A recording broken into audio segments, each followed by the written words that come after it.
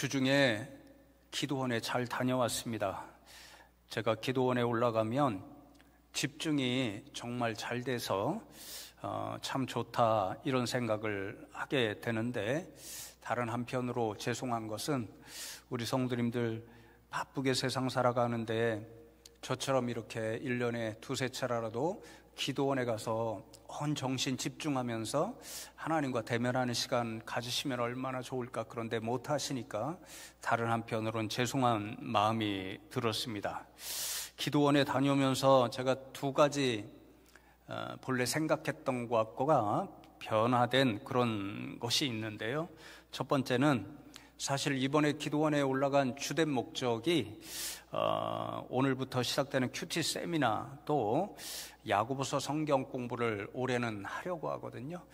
주일 오후에 그 성경 공부 준비하는 일이었고, 목회 기도는 주된 목적이 아니었습니다. 그런데 우리 김남영 목사님께서 주보에 목사님께 기도 제목을 알려주시면 기도해드립니다 이렇게 광고를 실었잖아요. 기도원에 올라갔는데 몇몇 성도님들께서 제게 개인적으로 문자를 보내주시고 카톡 메시지를 보내주시면서 기도 제목을 나누어 주셨습니다. 보내주신 기도 제목들을 읽으면서 제가 담임 목회자로서 마음이 상당히 안타까웠습니다. 왜냐하면 그 기도의 제목들에서 지금 우리 성도님들의 삶이 얼마나 만만치 않은가, 참 힘든 시대구나, 이러한 사실을 다시 한번 분명히 볼 수 있었기 때문입니다. 그래서 보내주신 기도 제목들을 순간순간 생각하면서 그 안타까운 마음으로 하나님 앞에 간절히 기도하고는 했습니다. 두 번째 변화는 성도님들이 보내주신 그 기도 제목을 보고 또 붙들고 기도하면서 설교 주제를 바꾸었습니다.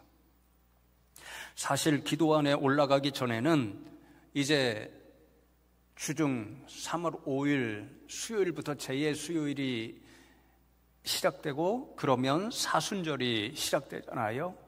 그것을 생각하면서 3월과 4월을 십자가와 헌신이라는 주제, 그러니까 예수님께서 저와 여러분을 위해서 저 십자가 위에서 자신의 모든 것을 온전히 드리신 것처럼 우리도 그 주님을 생각하며 우리를 사랑해 주신 하나님을 위해 또 우리에게 섬기라고 허락하신 교회와 성도님들을 위해, 세상을 섬기기 위해 우리 자신과 우리 가진 것을 십자가에 내어드리는 그런 삶을 살아야 하지 않을까, 이런 말씀을 함께 나누려는 생각을 하고 있었습니다. 그런데 성도님들이 보내주신 그 기도의 제목들, 오늘 세상 살아가는 것이 너무 힘들고 우리 성도님들의 삶이 정말 너무도 힘들구나, 고되구나, 이런 사실을 깨달았고, 또 다른 한편으로는 제가 이제 새벽마다 여러분에게 나눠드린 묵상집으로 이제 나누겠다고 말씀드렸잖아요. 적었잖아요. 그 묵상집을 제가 이번에 기도원 가서 처음부터 끝까지 다 읽으면서 설교의 주제를 바꿔야 되겠다 이런 생각을 했습니다. 그래서 오늘 주보에 실은 것 보면 묵상집의 제목을 따라 3월과 4월 설교 주제가 아무도 혼자 울지 않는다, 이것으로 정했습니다. 여러분, 죄송한 말씀은요, 지금까지 여러분들에게 이제 사순절, 대주림절 묵상 자료로 삼으시라고, 신앙에 도움이 되라고 이제 여러분에게 묵상집을 매번 나누어 드렸는데, 솔직히 말씀드리면 제가 지금까지 별로 마음에 그렇게 썩 드는 묵상집이 없었습니다. 한 번 정도 조금 있었는데, 이번 묵상집은 그래도 괜찮습니다. 꼭 가져가셔서 이 사순절 정말 하나님과 가까이 하는 일을 위해서, 또 신앙생활 어려울 때일수록 우리가 하나님을 가까이 하는 사람들이잖아요. 그래야 되잖아요. 그런 일에 활용하시면 좋겠습니다. 이 묵상집을 보면 사쪽에 이 저자가요, 올해 사순절 묵상의 총 주제를 돌봄의 여정이다, 그렇게 정했습니다. 그러면서 적기를 올해 사순절 묵상집의 주제는 돌봄의 여정입니다. 그리스도 안에서 나타난 하나님의 구원은 세상을 찾아오고 돌보는 사랑이었습니다. 태초부터 시작된 긴 여정의 정점이 십자가입니다. 이렇게 적고 있습니다.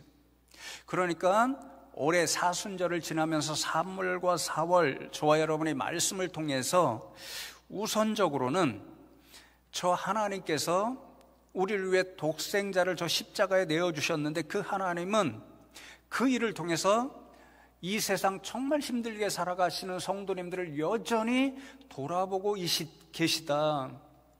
그런 하나님을 더 깊이 경험하면서 다시 힘을 내시고 또 더불어서 그렇게 우리를 돌보시는 그 하나님의 사랑을 가지고 정말 다 만만치 않은 삶을 살아가시는 성도님들 서로 힘주고 용기 주고 돌보는 마음으로 기도해 주고 격려해 주고 이러한 사랑의 일들이 풍성하게 있는 3월과 4월이 되면 좋겠습니다.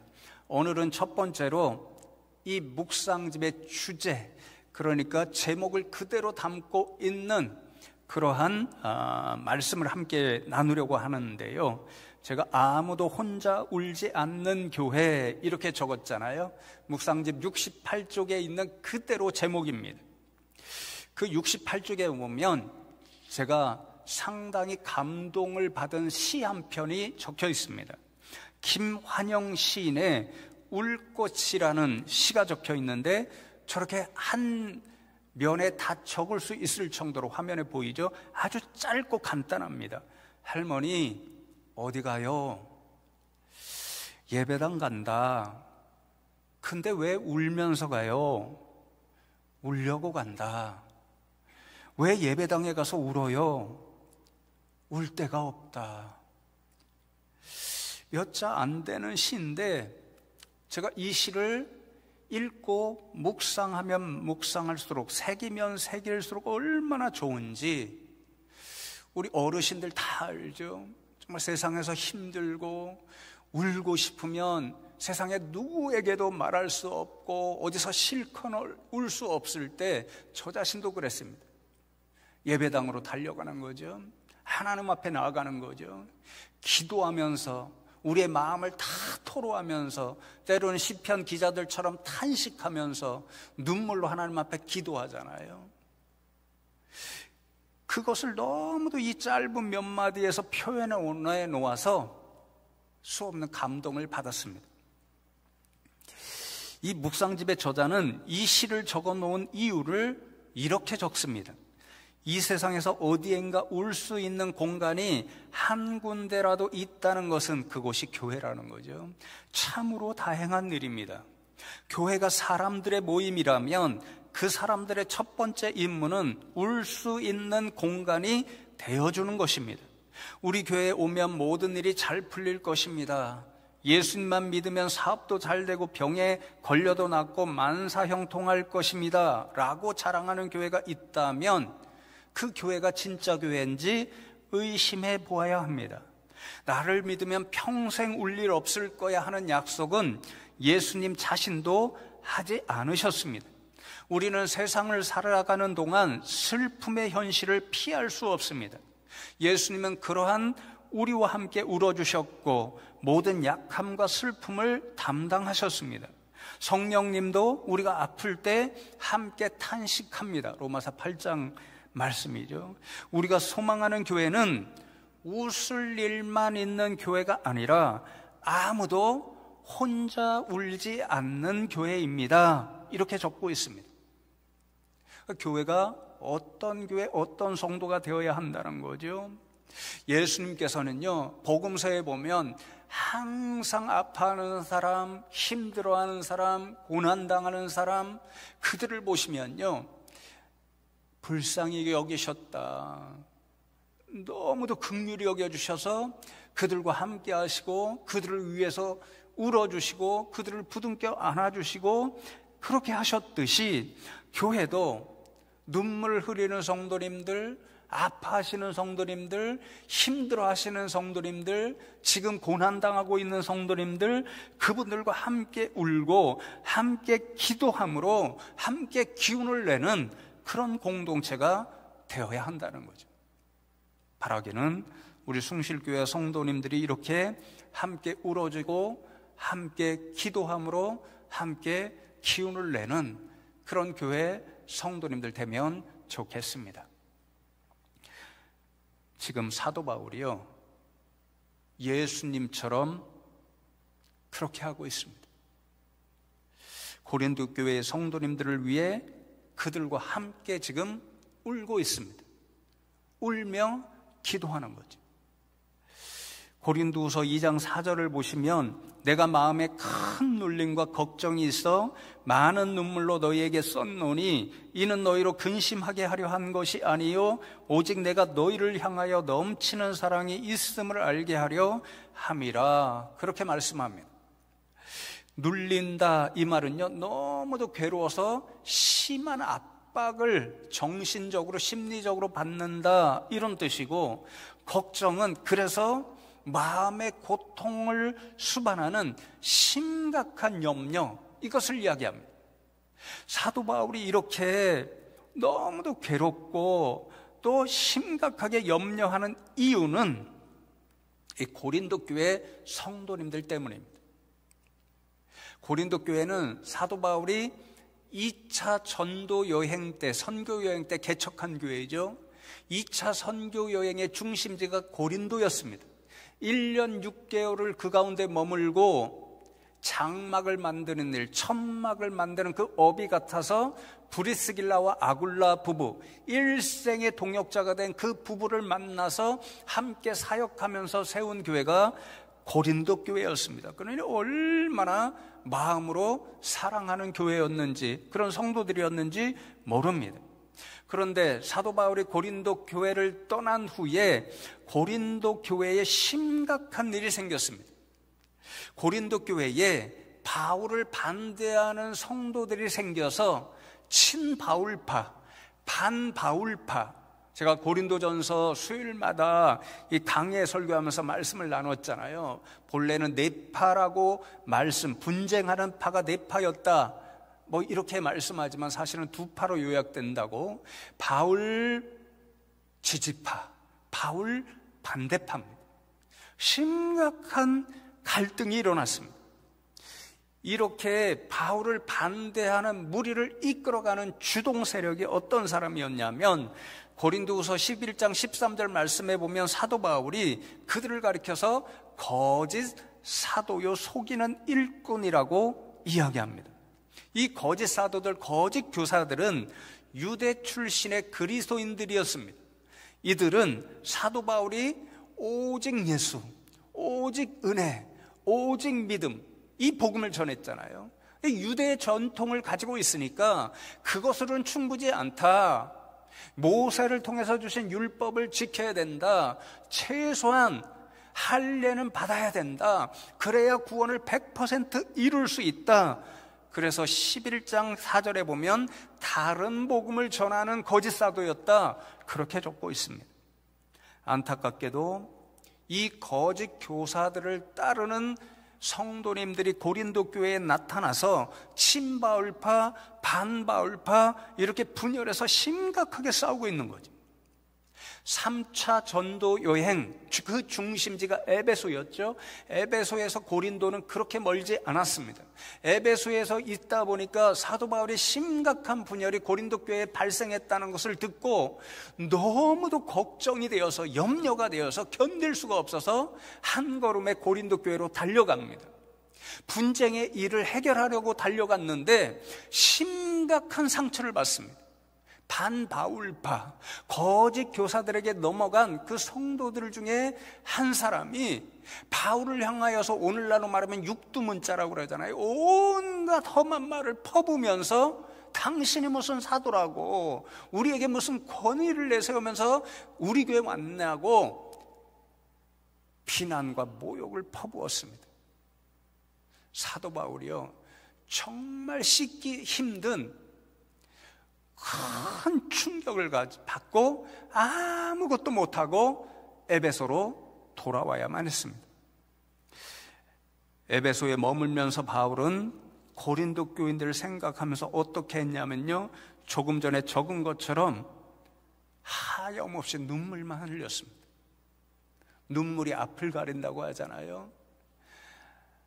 그런 눈물을 흘리면서 고린도 교인들을 생각하며 한자 한자 편지를 적었습니다. 그 편지를 적은 까닭은 너희로 근심하게 하려 함이 아니라 그러잖아요. 너희들이 나를 향해서 비난하고 모욕을 퍼부은 그 일 때문에 너희를 근심하고 걱정하고 두렵게 만들려고 하는 것이 아니라, 내가 눈물로 이렇게 편지 한자 한자를 적어가는 이유는 너희를 향하여 넘치는 사랑이 내게 있음을 알게 하려 함이다, 그런 거죠.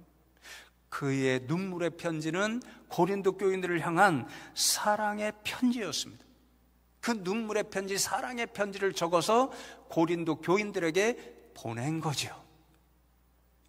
학자들은 그 눈물의 편지가 고린도 전서와 고린도 후서 사이에 있는 두 번째 편지였을 것인데 분실되었다, 대부분의 견해가 그런데 어떤 학자들은 아니다, 고린도전 후서 10장으로부터 13장 말씀, 특별히 10장, 11장, 12장 말씀, 여기에 이 눈물의 편지의 내용이 거의 그대로 담겨 있을 것이다, 이렇게 이야기하고는 합니다. 그래서 제가 고린도 후서의 말씀을요, 기도원에서 읽으면서 1장부터 마지막 13장까지 읽으면서 특별히 10장부터 12장 말씀을 몇 차례 또 읽고 또 읽었습니다. 무슨 생각이 들었냐면요, 도대체 이상하네.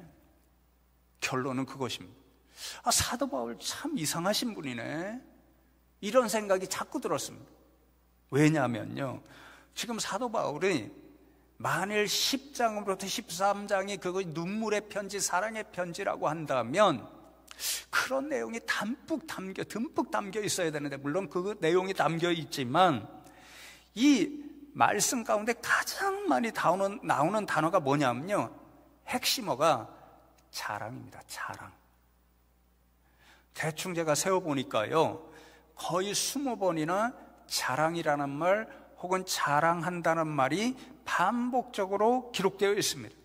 그 결론이 약할 때 강함 대신에 나의 보배가 되신 주 나의 모든 것. 이 찬양의 배경이 되는 고린도후서 12장 9절, 우리가 너무도 잘 아는 후반절에 나의 여러 연약한 것들에 대하여 자랑하리니 이는 그리스도의 능력이 내게 머물게 하려 함이라. 그러니까 약할 때 강함 되시는 거죠. 이 말씀입니다.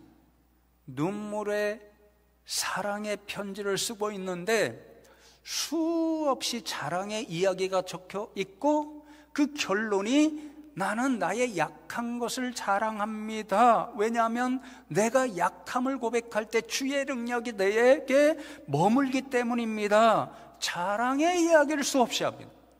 이상하지 않나요? 저만 이상하게 느끼나요? 그런데 왜 이토록 사도 바울이 자랑이라는 말을 수없이 적고 있는가, 그것을 알아야 합니다. 사도 바울은요, 자신이 정말 자랑하고 싶은 마음이 너무도 굴뚝 같아서 자랑하는 것이 아닙니다. 지금 억지로 자랑하는 것입니다. 이것이 하나의 전략입니다. 고린도 교인들을 깨우치도록 하기 위한 전략입니다. 그래서 고린도후서 11장 30절에 보면 내가 부득불 자랑할진대 내가 약한 것을 자랑하노라, 그렇게 말씀하고 12장 1절에도 무익하나마 내가 부득불 자랑하노니 주의 환상과 계시를 말하리라, 그렇게 말씀합니다. 사도 바울은요, 뭔가 자랑하고 싶어서, 자랑하지 않으면 견딜 수 없어서 굴뚝 같아서 그렇게 자랑하는 것이 아니라 부득불, 사실은 자랑하고 싶지 않은데 어쩔 수 없이 자랑합니다. 이런 어쩔 수 없는 자랑을 통해서 고린도 교인들에게 누가 진짜 사도인지, 그리고 그 사도됨의 가장 결정적인 특징이 무엇인지 그것을 말해주고 그들의 어리석음을 분쟁하고 있는 그것을 깨닫게 하는 거죠. 그리고 결국은 그들이 깨닫고 뉘우칩니다. 눈물의 편지를 통해서. 왜 이렇게 어쩔 수 없이 부득불 사도 바울은 자랑할 수밖에 없는 것일까요? 조금 전에 말씀드렸죠. 대적자들 때문에 그렇습니다. 고린도 교회에 침투한 거짓 교사들, 사도 바울의 대적자들이 어떻게 해서 고린도 교회의 성도들의 마음을 훔쳐갔냐면요, 교회의 개척자인 사도 바울보다 자신들이 훨씬 더 뛰어나다, 훨씬 더 훌륭하다, 훨씬 더 그래서 나은 사도다, 좋은 선생이다, 이렇게 자랑함으로써 사도 바울의 권위를 깎아내림으로 자신들은 높아지잖아요. 사도 바울은 낮아지고, 그 전략으로 자랑을 사용하는 겁니다. 그러니까 한편으로는 어떻게 할까요? 사도 바울은 자꾸 깎아내리고, 그래서 자신들의 자랑은 더 드러나는 이중의 전략을 쓰는 거죠. 이들이 어떻게 자랑했는가? 고린도후서 11장 18절 말씀을 보시면 여러 사람이 거짓 교사들입니다. 육신을 따라 자랑하니 나도 자랑하겠노라 그러죠. 사도 바울을 대적하는, 그래서 사도 바울보다 고린도 교인들에게 더 인기를 얻고 권위를 얻고자 하는 이 거짓 교사들, 그래서 사도 바울은 깎아내려고 하는 이들의 전략은 육신을 따라 자랑하는 것입니다.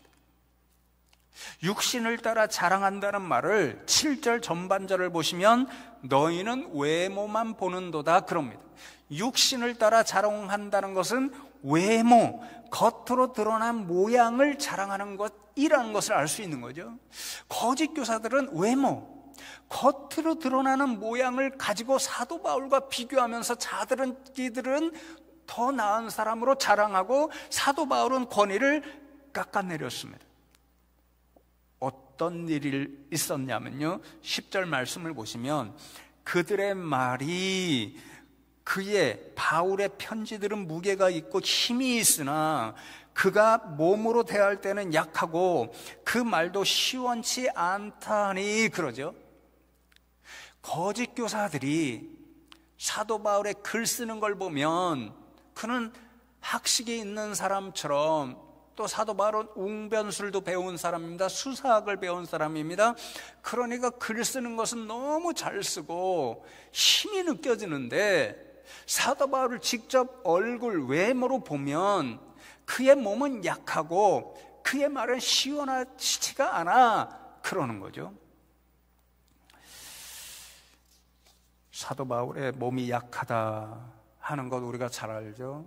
사도 바울에게는요, 정말 일생 그를 너무도 힘들게 만드는 육신의 질병이 있었습니다. 학자들은 그것이 간질이었을 것이다. 간질이 얼마나 고통스러운지 모릅니다. 제 친구 가운데 그 간질이 있었거든요. 시시때때로 넘어져서 보셨죠? 너무 고통스럽습니다. 안질이었을 것이다 이렇게 이야기하는데, 어쨌든 사도 바울은 그것이 너무도 고통스러워서 3차례나 하나님 앞에 간절히 고쳐달라고 말씀하시는데, 하나님 말씀하신 게 뭐죠? 내 은혜가 내게 족하다, 그것이었습니다. 그것을 가지고 거짓 교사들이 고린도 교인들에게 사도 바울의 흉을 보는 것입니다. 자신의 몸도 온전치 않은 사람이 아픈 몸이나 돌보지. 그리고 성경의 주된 교훈 중에 하나가 뭐냐면요, 아프면 하나님으로부터 벌을 받았다는 것입니다. 그 사람이 죄인이기 때문에. 그러니까 사도 바울이 저렇게 병약한 것은 하나님으로부터 미움을 받기 때문이야. 그런데 우리는 건강하잖아? 그러니까 사도 바울보다 우리가 하나님으로부터 더 인정을 받는 사람들이야, 더 나은 사도야, 이렇게 이야기하는 거죠. 또 뭐라고 이야기합니까? 말이 시원하지 않다. 사도 바울도 인정하죠. 사도 바울은 말이 어눌했습니다. 말을 잘하지 못했습니다. 전달하는 능력이 떨어졌습니다. 설교도 시원하지 않았습니다. 대적자들은 그것을 깎아내리면서 우리는 얼마나 말을 잘하냐, 얼마나 설교를 잘하냐. 사도 바울보다 그러니까 우리가 훨씬 더 나은 설교자, 권위 있는 선생이 아니냐, 그렇게 바울에 비해서 자신들의 훨씬 나은 것들, 외모, 능력, 외적으로 가진 것, 이것을 내세우고 자랑했습니다. 안타깝게도 고린도 교회 성도님들 가운데는 거짓 교사들의 그런 이중 전략에 넘어가서 저 사람들이 우리가 보기에도 훨씬 더 나은 사람들인데, 이 생각을 가지고 사도 바울의 권위를 무시하고 사도 바울이 방문했을 때 심지어 비난하고 모욕하는 그런 일까지 생긴 거죠. 반면에 바울은 부득불 무엇을 자랑하는가?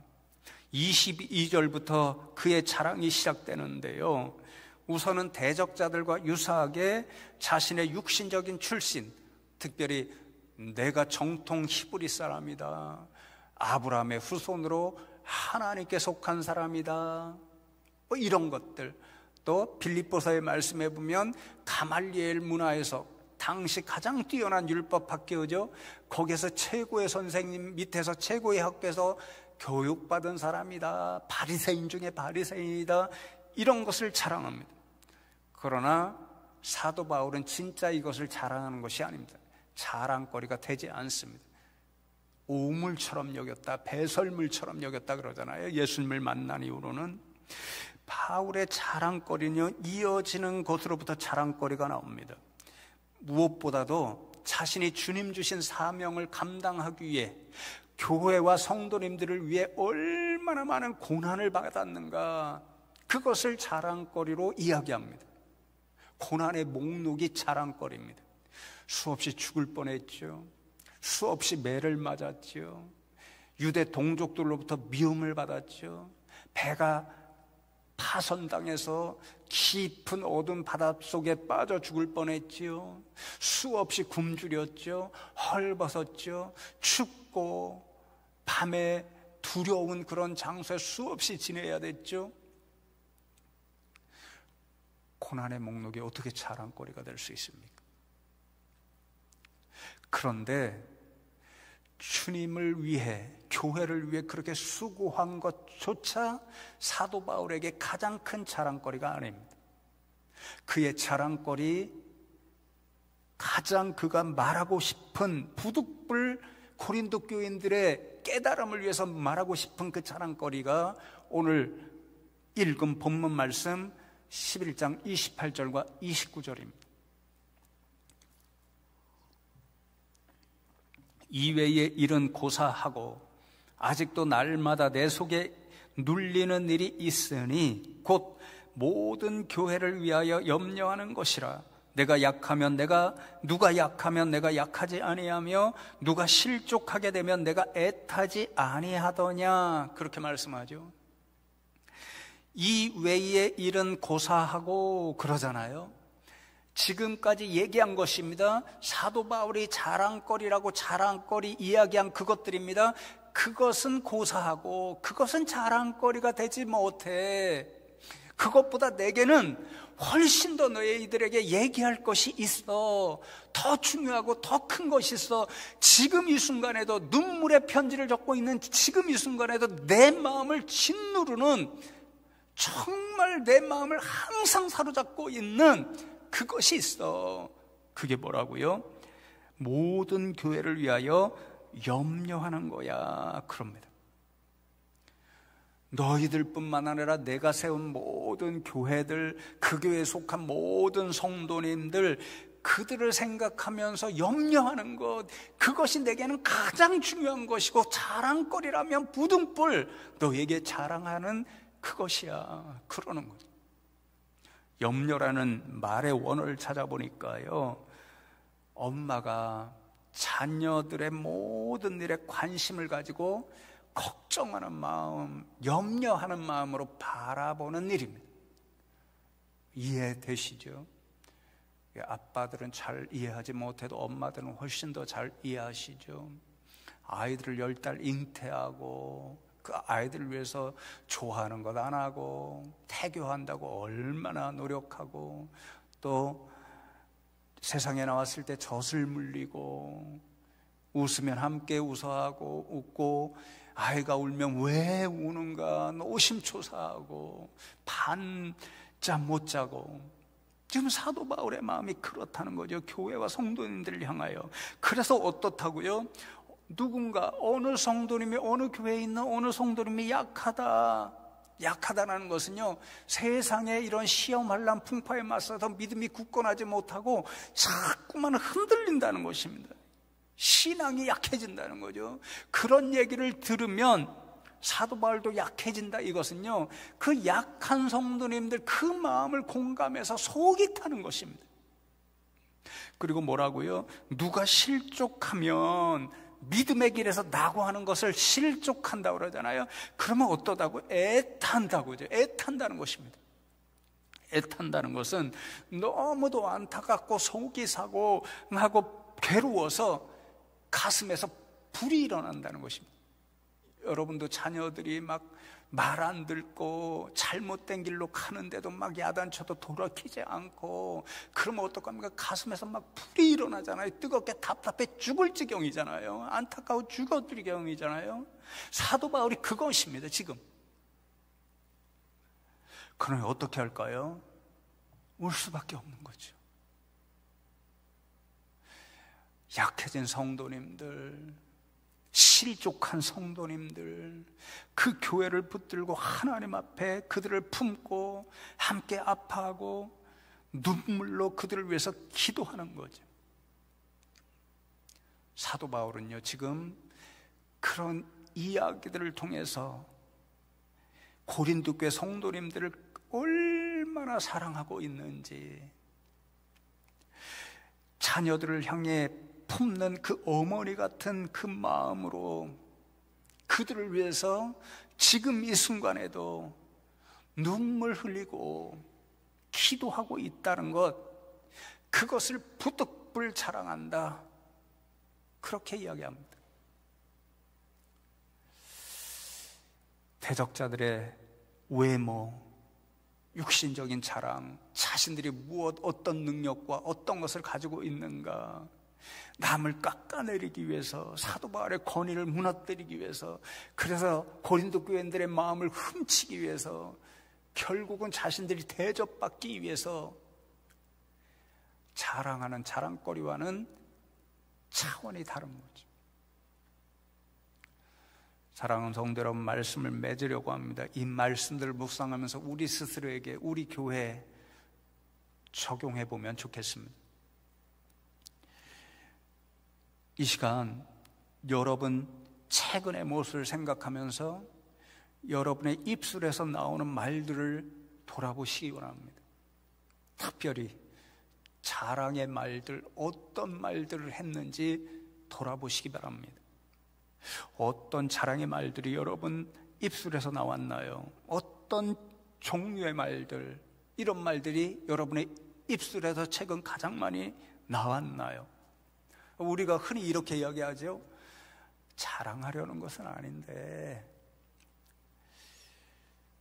내가 이번에 회사에서 승진했어. 연봉이 얼마나 많이 올랐는지 몰라.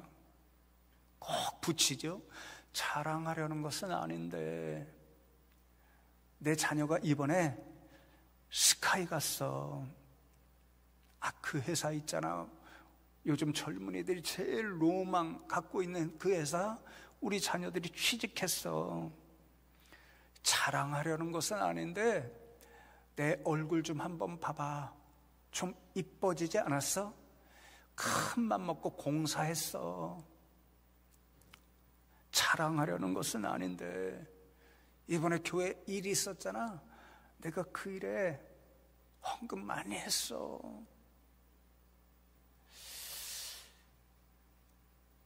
그러지는 않는지요?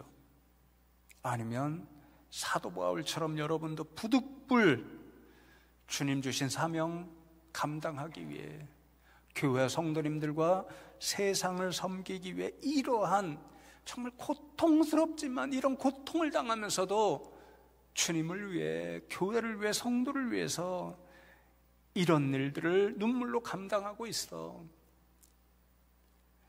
누가 우리 교회 성도님들, 우리 목장교회 성도님을 정말 아파하고 있는데 나도 그분을 부둥켜 안고 날마다 눈물로 기도하고 있어. 정말 그 성도님, 우리 교회 얼마나 내가 사랑하는지 몰라. 이렇게 하고 있나요? 사랑하는 성도님들, 저와 여러분 모두가 저 자신부터 부족한데 바울처럼 교회와 성도님들을 위해서 사랑해서 정말 함께 아파하고 시시때때로 함께 눈물 흘리고 함께 기도하는 그 일이 부득불 자랑거리가 되는 교회와 우리 성도님들 되면 좋겠습니다. 무엇보다도요, 여러분 목장교회 참석하시면 좋겠습니다. 제가 맨 처음에 목장교회 사역을 시작한 이유가 사도 바울이 지금 오늘 말씀을 통해서 들려주는 이러한 일들이 우리 교회에서 우리 성도님들 사이에서 일어나면 좋겠다는 생각으로 목장교회 시작한 것입니다. 목장교회에서 말씀으로 서로 위로하고 격려하고 정말 함께 아파할 때, 고통당할 때 그 성도님 붙잡고 눈물로 부둥켜 안고 기도하고, 그리하여 서로 지간에 그런 일을 통해서 함께 기운을 내는 그 일이 일어나는 첫 자리가 목장교회입니다. 우리 성도님들이 이러한 일들로 사도 바울과 같은 성도님들 되시고 사도 바울처럼 우리 교회를 서로를 위해서 정말 사랑으로 돌보는 심정으로 주님께서 눈물로 우리와 함께 하셨듯이 눈물로 함께 아파하고 기도하는 아름다운 교회 공동체 세워가기를, 그래서 오늘 묵상집의 저자가 이야기하는 것처럼 우리 교회는 아무도 혼자 울지 않는 교회, 모두가 그 성도님들 함께 부둥켜 안고 함께 우는 교회, 함께 기도하는 교회, 함께 기운을 내고 세워지는 교회, 이런 교회 함께 만들어 가기를 주님의 이름으로 축복합니다.